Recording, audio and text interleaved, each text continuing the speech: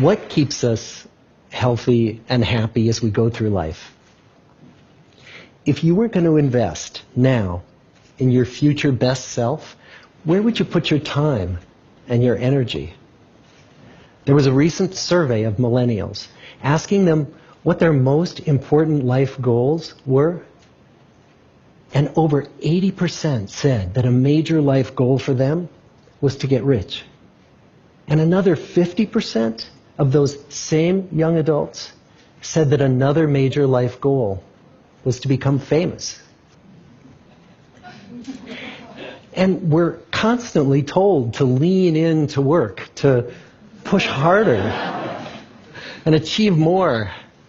We're given the impression that these are the things that we need to go after in order to have a good life. Pictures of entire lives, of the choices that people make and how those choices work out for them, those pictures are almost impossible to get. Most of what we know about human life, we know from asking people to remember the past. And as we know, hindsight is anything but 20/20. We forget vast amounts of what happens to us in life, and sometimes memory is downright creative. But what if we could watch entire lives as they unfold through time? What if we could study people from the time that they were teenagers all the way into old age to see what really keeps people happy and healthy? We did that. The Harvard study of adult development may be the longest study of adult life that's ever been done. For 75 years, we've tracked the lives of 724 men. Year after year, asking about their work, their home lives, their health, and of course asking all along the way without knowing how their life stories were going to turn out. Studies like this are exceedingly rare. Almost all projects of this kind fall apart within a decade because too many people drop out of the study, or funding for the research dries up, or the researchers get distracted, or they die, and nobody moves the ball further down the field. But through a combination of luck and the persistence of several generations of researchers, this study has survived. About 60 of our original 724 men are still alive, still participating in the study, most of them in their 90s. And we are now beginning to study the more than 2,000 children of these men. And I'm the fourth director of the study. Since 1938, we've tracked the lives of two groups of men. The first group started in the study when they were sophomores at Harvard College. They all finished college during World War II, and then most went off to serve in the war. And the second group that we've followed was a group of boys from Boston's poorest neighborhoods. Boys who were chosen for the study specifically because they were from some of the most troubled and disadvantaged families in the Boston of the 1930s. Most lived in tenements, many without hot and cold running water.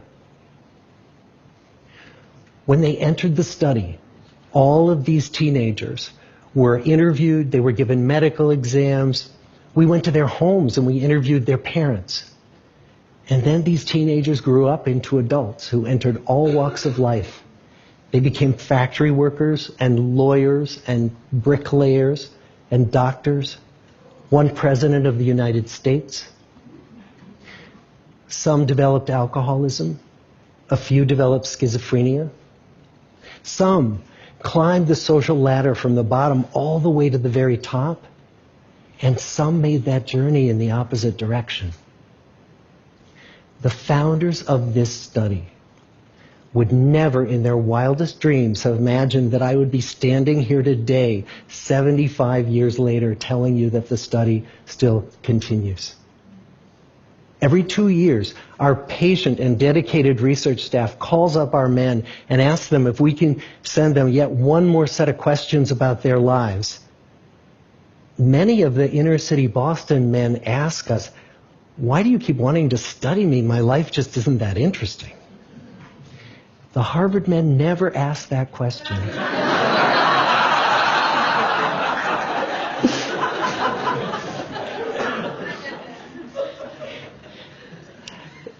To get the clearest picture of these lives, we don't just send them questionnaires. We interview them in their living rooms.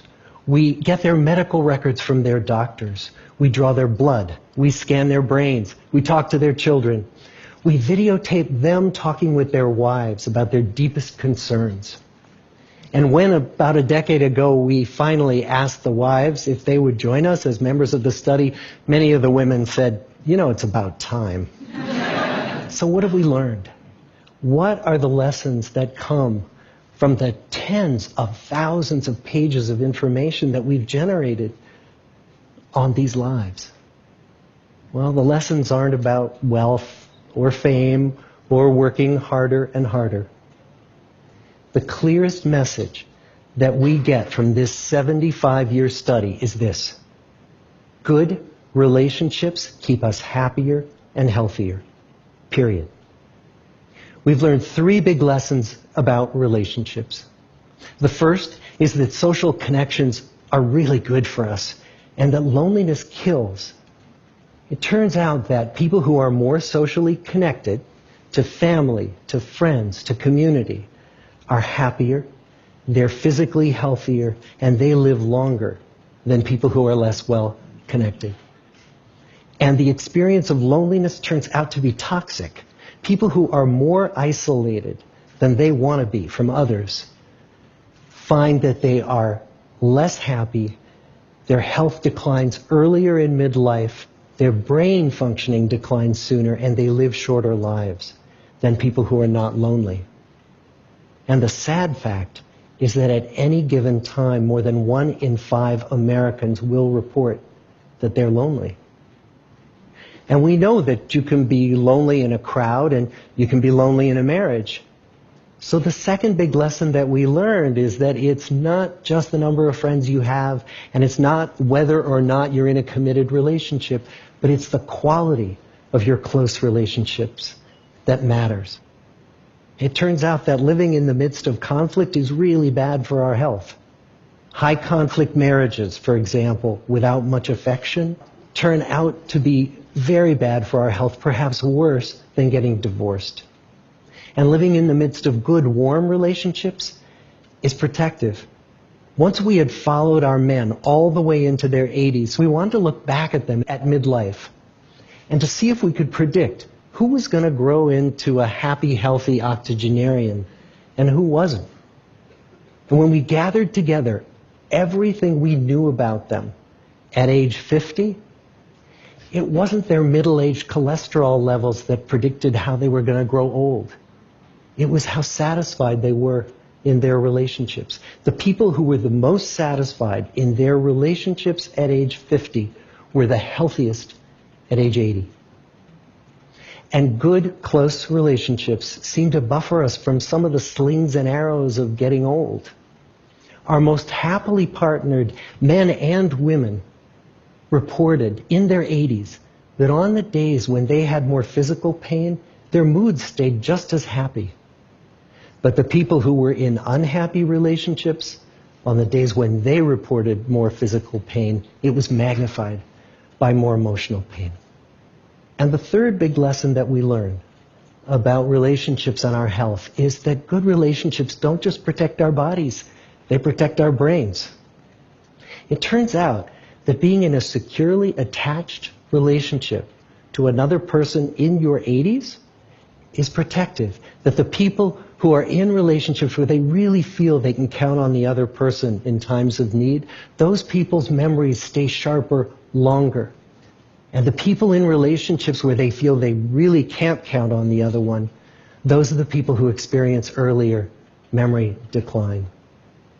And those good relationships, they don't have to be smooth all the time. Some of our octogenarian couples could bicker with each other day in and day out.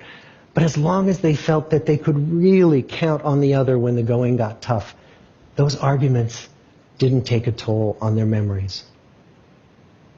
So, this message that good, close relationships are good for our health and well-being, this is wisdom that's as old as the hills. Why is this so hard to get and so easy to ignore? Well, we're human. What we'd really like is a quick fix, something we can get that'll make our lives good and keep them that way. Relationships are messy and they're complicated, and the hard work of tending to family and friends, that's not sexy or glamorous. It's also lifelong. It never ends. The people in our 75-year study who were the happiest in retirement were the people who had actively worked to replace workmates with new playmates. Just like the millennials in that recent survey, many of our men, when they were starting out as young adults, really believed that fame and wealth and high achievement were what they needed to go after to have a good life. But over and over these 75 years, our study has shown that the people who fared the best were the people who leaned into relationships with family, with friends, with community. So what about you? Let's say you're 25, or you're 40, or you're 60. What might leaning into relationships even look like? Well, the possibilities are practically endless. It might be something as simple as replacing screen time with people time, or livening up a stale relationship by doing something new together, long walks or date nights, or reaching out to that family member who you haven't spoken to in years, because those all too common family feuds take a terrible toll on the people who hold the grudges. I'd like to close with a quote from Mark Twain. More than a century ago, he was looking back on his life, and he wrote this: "There isn't time. So brief is life for bickerings, apologies, heartburnings, callings to account. There is only time for loving, and but an instant, so to speak, for that. The good life is built with good relationships." Thank you.